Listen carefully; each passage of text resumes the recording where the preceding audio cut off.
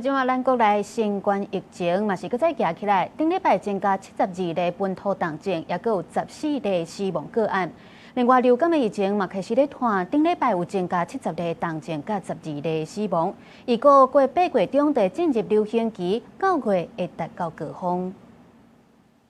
診所掛號候診區攏客滿，醫師講，這陣啊新冠確診病人比平常增加差不多3至4成，建議民眾若出現上呼吸道等好親像症頭，上好先快篩一個，唔通無注意。主要是針對高風險的病人快篩啦。那大概如果是有呼吸道症狀，就上呼吸道症狀啊，加上那我們篩出來大概有接近一半都是新冠。昨天先咳嗽，然後發燒，到現在沒有退，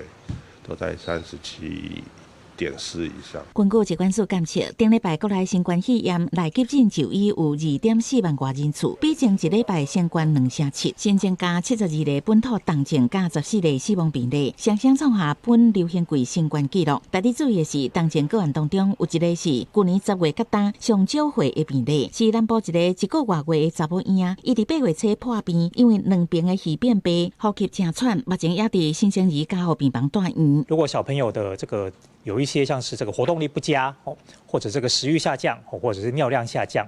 有這3種情形的話，可能都要注意說是不是有一些潛在的感染。那新冠的流行，流感疫情原來有進步，國內流感頂禮拜新增加70例重症，加12例死亡病例。以65歲以上的長者加慢性病患者較濟，超過一半無注流感疫苗。社區流感病毒以 A 型 H1N1 為主，一定8月底進入流行期，9月中上旬達到高峰。因為再會有開學的時候，所以高峰的話大概要9月中旬左右會有可能。疾管署表示，新冠疫情會在8月的中下旬達到最高峰，但一禮拜確診人數為本來預估5萬人，收減到2.7萬人。呼籲高風險的民眾趕緊注疫苗。113也閣會將中央庫存差不多3.7萬劑疫苗全部撥配到各縣市，讓民眾通注。另外，頂禮拜疾管署公布今年頭一個本土傷寒病例，後小間昆都全基因定序確認是非傷寒的沙門氏菌，是國內傷寒檢驗史上頭一個誤判，後續會要求落實雙人核對的機制。